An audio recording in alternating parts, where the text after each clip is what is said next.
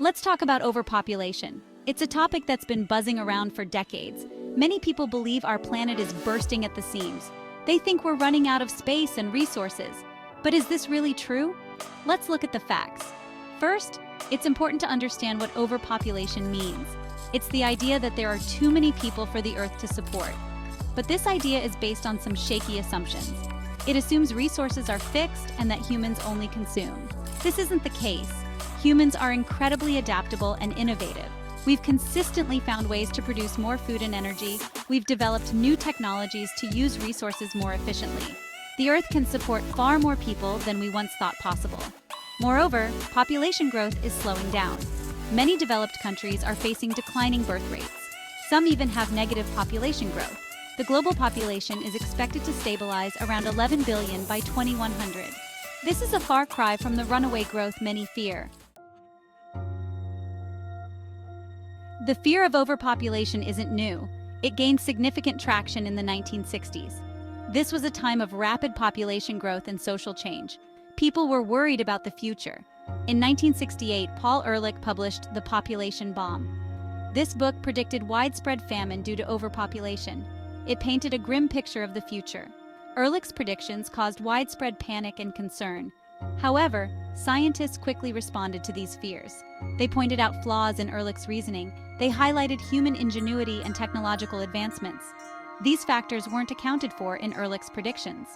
The Green Revolution of the 1960s and 70s proved critics wrong. Agricultural innovations dramatically increased food production. Countries like India, once predicted to face mass starvation, became food exporters. This showed the power of human innovation in the face of challenges. To truly understand population dynamics, we need to look at the demographic transition model. This model explains how populations change over time. It consists of 5 stages. In stage 1, birth rates and death rates are both high. Population growth is slow. This was typical of pre-industrial societies. Stage 2 sees a drop in death rates due to improved health and sanitation. Birth rates remain high, leading to rapid population growth. Stage 3 is where things get interesting. Birth rates begin to fall. This is often due to increased education and access to family planning. Population growth slows. Stage 4 sees low birth rates and death rates. Population growth is minimal. Stage 5 is a recent addition to the model. In this stage, birth rates fall below replacement level. This leads to an aging population and potential population decline. Many developed countries are currently in stage 4 or 5. Now, let's address the elephant in the room: resource inequality. This is the real issue behind many of our global problems. It's not that we don't have enough resources, it's that they're not distributed fairly. A small percentage of the world's population consumes a disproportionate amount of resources. This creates the illusion of scarcity. In reality, we produce enough food to feed everyone on the planet. The problem is getting that food to those who need it most. Inequality also affects access to other resources. Clean water, energy, and healthcare are not evenly distributed. This leads to stark differences in quality of life around the world. It's not about how many people there are. It's about how resources are shared. Addressing resource inequality is crucial. It's more important than focusing on population numbers alone. We need to find ways to distribute resources more equitably. This will improve quality of life for everyone. Section 5. Climate change and population growth. Climate change is often linked to population growth. Some argue that more people means more emissions. But this is an oversimplification. The relationship between population and climate change is complex. It's true that human activities contribute to climate change, but it's not just about numbers. It's about consumption patterns and energy sources. A small population with high consumption can have a larger impact than a larger population with sustainable practices. Developed countries with smaller populations often have larger carbon footprints. This is due to higher consumption and reliance on fossil fuels. Developing countries with larger populations often have smaller per capita emissions. Addressing climate change requires a multifaceted approach. We need to focus on sustainable energy sources. We need to change consumption patterns. And we need to develop green technologies. These steps are more crucial than population control. Section 6. Education, the key to sustainable development. Education is a powerful tool for sustainable development. It's also closely linked to population dynamics. As education levels rise, birth rates tend to fall. This is especially true for women's education. Educated individuals are more likely to use family planning. They tend to have fewer children and invest more in each child's future. This leads to better outcomes for families and communities. It also contributes to slower population growth. Education also drives innovation and problem solving. It helps people develop skills to address global challenges. From climate change to resource management, educated populations are better equipped to find solutions. Investing in education, particularly in developing countries, is crucial. It's not just about population control. It's about empowering people to create sustainable futures. Education is the key to unlocking human potential and addressing global issues. Section 7. Women's empowerment and population dynamics. Women's empowerment is closely tied to population dynamics. When women have access to education and opportunities, birth rates tend to fall.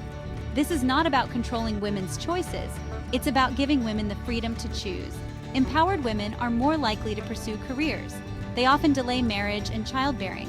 When they do have children, they tend to have fewer. This is a personal choice, not a mandate. Access to family planning and healthcare is crucial. It allows women to make informed decisions about their bodies and futures. This leads to better outcomes for women, children, and communities. Women's empowerment has far-reaching effects. It contributes to economic growth and social development. It leads to healthier, more educated populations. Focusing on women's rights and opportunities is a win-win for sustainable development. Section 8. Technological solutions for resource management. Technology plays a crucial role in resource management. It allows us to do more with less. From precision agriculture to smart grids, tech is revolutionizing how we use resources. Artificial intelligence and big data are improving resource allocation. They help predict demand and optimize distribution. This reduces waste and improves efficiency. It's like having a super smart manager for Earth's resources. Renewable energy technologies are advancing rapidly. Solar and wind power are becoming cheaper and more efficient. This reduces our reliance on fossil fuels. It also makes clean energy accessible to more people. Remote work technologies are changing how we live and work. They reduce the need for commuting and office space. This can lead to more efficient use of urban areas. It also allows people to live in less densely populated areas if they choose. Section 9. Reimagining urban spaces for sustainability. Cities are often seen as symbols of overpopulation, but they can be part of the solution.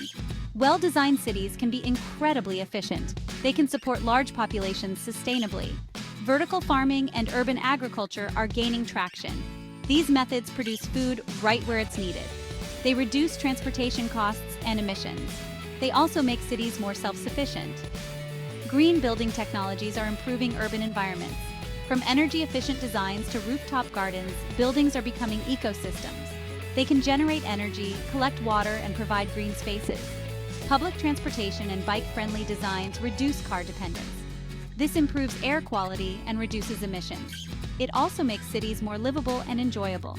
Reimagining urban spaces is key to sustainable population growth. Section 10. The role of sustainable energy in population debates. Sustainable energy is crucial in discussions about population and resources. It addresses one of the main concerns: how to power a growing world. The good news is, we're making significant progress. Renewable energy sources are becoming more efficient and affordable. Solar and wind power are now cost-competitive with fossil fuels in many areas. This makes clean energy accessible to more people. It's a game changer for developing countries. Energy storage technologies are advancing rapidly. This addresses the intermittency issues of renewable sources. It allows us to use clean energy even when the sun isn't shining or the wind isn't blowing. Nuclear fusion, while still in development, holds immense promise. If successful, it could provide nearly limitless clean energy. This would revolutionize our energy landscape. It would also remove energy scarcity from the population equation. Section 11. A call to action beyond population control. It's time to shift our focus. The issue isn't overpopulation. It's how we manage our resources and treat our planet. We need to move beyond simplistic ideas of population control.